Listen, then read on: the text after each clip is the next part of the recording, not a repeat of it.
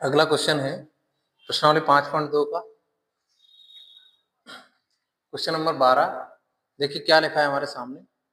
दो समांतर श्रेणियों का सार्वंतर समान है यदि इनके 100वें पदों का अंतर 100 है तो इनके 1000वें पदों का अंतर क्या होगा, ये हमको सॉल्व करके बताना है। चलिए देखते हैं किस तरह से इसे हम सॉल्व कर सकते हैं। दो समांतर श्रेणियों का सार्वंतर समान है, तो दो समांतर श्रेणी हम मान लेते हैं। माना एक समांतर श्रेणी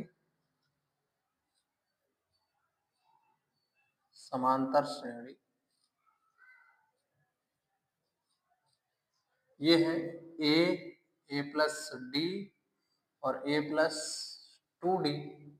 ऐसे ये पहला दूसरा तीसरा और हमने एनवा पद लिख दिया a plus n minus 1 into d, ये पहली है।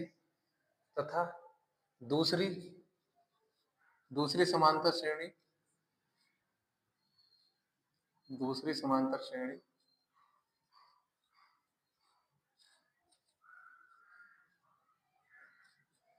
यहाँ पहला पद हमने ए माना था, यहाँ बी मान लेते हैं कि बी पहला पद है, तो बी प्लस डी और बी प्लस 2d, ऐसे बी प्लस 3d आगे आ जाएगा। और इसी का एनवा पद निकालेंगे तो B plus n minus 1d, ऐसे मान लिया। माना एक समांतर श्रेणी ए और डी के फॉर्म में है, दूसरी हमने पहला पद बी मान लिया तो बी और डी के फॉर्म में है, तो इसका एनवा पद ये है और इसका एनवा पद ये है। ठीक है, चलिए अब इन्होंने हमसे कहा था कि यदि इनके 100वें पदों का अंतर, तब इनके 100वें पदों का अंतर करेंगे तो क्या बनेगा। तब इनके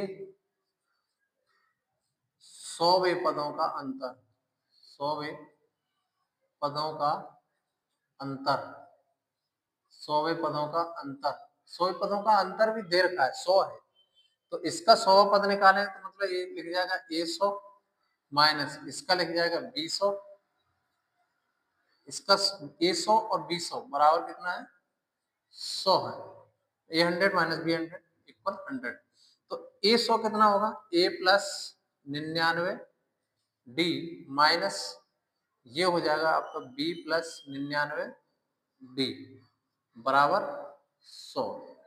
अब इसी क्वेश्चन में लिखा था दो समांतर श्रेणियों का सार्वंतर समान है, अंतर समान होने की वजह से हमने दोनों में डी लिया, तो यहाँ अब इसे सॉल्व करेंगे तो ये बन जाएगा a plus 99 D minus B और माइनस 99 डी बराबर 100।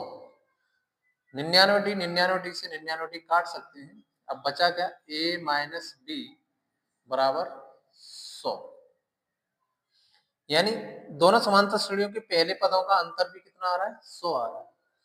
तो अब ये कह रहे हैं तो इनके 1000वें पदों का अंतर क्या होगा, तो इनके हम 1000वें पद निकाल लेते हैं, तब इनके 1000वें पद, तब इनके 1000वें पद, और 1000वें पदों का अंतर पूछा है तो क्यों ना हमें ऐसे लिख दें सीधा a1000 माइनस b1000, तो a1000 इसका 1000वां पद और ये इसका दूसरे वाले का 1000वां पद, तो a1000 को हम लिखेंगे a प्लस 999 डी, 1000 में से कम करेंगे 999, ऐसे इसको लिखेंगे तो b प्लस 999 डी, क्योंकि अब इसको हम अंदर गुणा करते हैं इस माइनस का, तो ये बन जाएगा a plus 999 D minus b minus 999 D, 999 से 999 डी कट गया, डी सहित कट जाएगा। अब बचा a माइनस बी, क्योंकि a माइनस बी की वैल्यू हम यहाँ से निकाल चुके थे, यानी इनके पहले पदों के अंतर a माइनस बी बराबर कितना है 100, ये तो इनके 1000वें पदों का अंतर कितना होगा 100 होगा, और 100वें पदों का अंतर भी 100 ही होगा। इसी प्रकार हम इसके 2000वें 4000वें पद निकालेंगे तो यही आंसर आएगा। ओके, अब अगला क्वेश्चन देखेंगे। अगले क्वेश्चन में अगला क्वेश्चन हमारे सामने है क्वेश्चन नंबर 13। पीछे हमने क्वेश्चन नंबर 12 किया था। अगला क्वेश्चन लिखा है 3 अंकों वाली ऐसी कितनी संख्या है जो 7 से विभाज्य है। चलिए हम जानते हैं, क्योंकि 3 अंकों वाली संख्या कहाँ से शुरू होती है। 3 अंकों वाली संख्याओं को हम लिख सकते हैं, ये कहाँ से शुरू होती है, 100 से शुरू होती है और ये कहाँ तक जाती है, 999।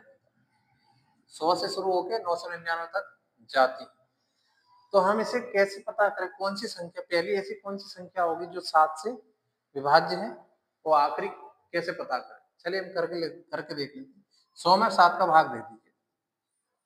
100 में 7 का भाग देंगे तो 7 एकम 7, कितना बचा, 7 एकम 7 बचा 3, 30 हो गया। तो 7 चौक 28। ठीक है, अब बचा कितना, 2। अब ये 2 बचा जो शेषफल है, तो हम क्या करें, 7 में से इस 2 को घटाएं। 7 में से 2 घटाएं तो कितना बचा, 5। और इस 5 को इस 100 में जोड़ देंगे तो हमें संख्या मिल जाएगी 105। अतः पहली संख्या जो 7 से विभाज्य होगी वो कितनी होगी, 105 होगी। ये तो प्रथम संख्या हो गई। अब आखिरी देखते हैं। आखिरी संख्या 3 अंकों की तो ये है, लेकिन इसमें 7 का भाग नहीं जा रहा है। देख लेते हैं क्या हो स्थिति बन रही है। 7 से भाग देंगे, 7 एकम 7, 2 29, 7 चौक 28, फिर 1 बचा 19, 7 दूना 14, बचा कितना, 5। यहाँ पे जो शेषफल है, इस शेषफल को इस संख्या में से घटा दीजिए। जैसे 999 माइनस 5, तो बचा कितना, 994। यानी पहली संख्या 105 और आखिरी संख्या 994। तो हम यहाँ लिख सकते हैं। अब देखिए सॉल्यूशन में ये हमने समझ लिया पहले कि 7 की जो पहली संख्या है वो 105 है और आखिरी संख्या 994 है। वो कैसे निकली वो यहाँ आप देख सकते हैं। अब देखिए क्योंकि 7 से विभाज्य होने वाली, यहाँ लिख लेंगे 7 से विभाज्य होने वाली 3 अंकों की संख्या है। 3 अंकों की 3 अंकों की संख्या है। कौन कौन सी है वो यहाँ लिख देते हैं। क्योंकि 105 है, फिर इसके बाद 112 होगी, 7 के अंतर से लिखते जाएंगे। ऐसे 119 होगी और ये कहाँ तक जाएंगे, 994। तो यहाँ हम लिख सकते हैं, यहाँ से यहाँ पहला पद क्या, तो a बराबर 105 और d बराबर 7 और an बराबर 994। तब an बराबर, क्योंकि हम जानते हैं an बराबर a plus n minus 1 into D. an का मान है, a का है, d का है, इसमें रखेंगे तो n का मान प्राप्त हो जाएगा। तो 994 बराबर a का मान 105 plus n minus 1 into D का मान 7। 105 को इधर ले आएंगे तो 994 माइनस 105 बराबर n माइनस 1 इंटू 7। 994 से 105 घटाएंगे तो कितना बचेगा, 14 में 5 गया 9 बचे और 9 में से 1 गया 8 बचा और 9 में से 1 गया 8 बचा, तो बराबर 7n माइनस 1। 7 इसके नीचे ले आएंगे तो 8 8 9 बटे में 7 बराबर n माइनस 1। 7 का भाग देंगे तो 7 एकम 7, 7 दूना 14, 7 सत्ता 49, 127।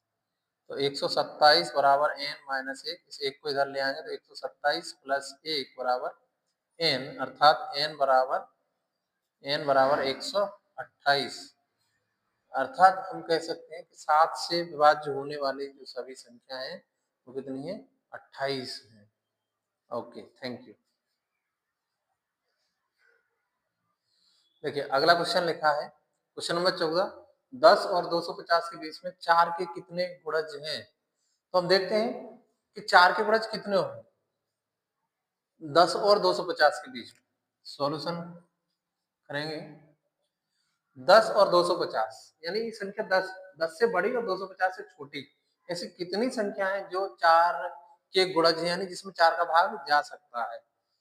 ठीक है, तो हम लिखेंगे 4 से या 4 की गुणज 4 की गुणज संख्या है तो कितनी होंगी? वैसे 4 की गुणज तो 4 एकम 4, 4 दूना 8, 4 3 12 जो 4 का पहाड़ा है वो है, लेकिन उन्होंने बोला 10 और 250 के बीच, तो 10 से बड़ी संख्या कौन सी? 12 है। 12 का फिर 4 के अंतर से बढ़ते चले जाओ, 12, 16, 20, 24 और इसी प्रकार आगे बढ़ेंगे। अब 250 से पहले संख्या कौन सी आएगी? भाग करके देख लेंगे। 250 में 4 का भाग दे लो, 4 से 24, 1 बचा 10, 4 दूना 8, 2 बचा। इस 250 में से 2 को घटाओ तो 250 माइनस 2 बराबर 248, अर्थात इस 248 में 4 का भाग जाएगा, यानी आखिरी संख्या जो है वो 248 होगी। तो यहाँ देखिए ये समांतर श्रेणी बन गई। तो यहाँ पहला पद क्या होगा? यहाँ से जो पहला पद a बराबर 12 होगा और d बराबर 4 होगा, क्योंकि 4 की गुणज की बात हो रही है, और आखिरी पद an बराबर 248 होगा। तब क्योंकि हम जानते हैं कि an बराबर a plus n minus 1 into D होता है, क्योंकि an का मान ये रहा 248, यहाँ रख देंगे, a का मान 12 है, यहाँ रख देंगे, प्लस n माइनस 1, d का मान कितना है? 4। इस 12 को अब इधर ले आएंगे तो ये हो जाएगा 248 माइनस 12 बराबर 4 n माइनस 1। 248 में 12 घटाओगे तो 8 में से 2 गया, 4 में से 1 गया, तो ये बन गया आपका 36, 236 4 n माइनस 1। इस 4 को इसके नीचे ले आओगे तो ये बन जाएगा 236 बटे में 4 और n माइनस 1, 4 का भाग देंगे तो ये बन जाएगा 4 पंजे 20 और 4 नंबर 36, 59। तो ये बन गया n माइनस 1 बराबर 59 और n बराबर 59 प्लस 1 अर्थात n बराबर 60। अतः 10 और 250 के बीच 4 के गुणजों की संख्या 60 होगी। That's all. Okay, thank you.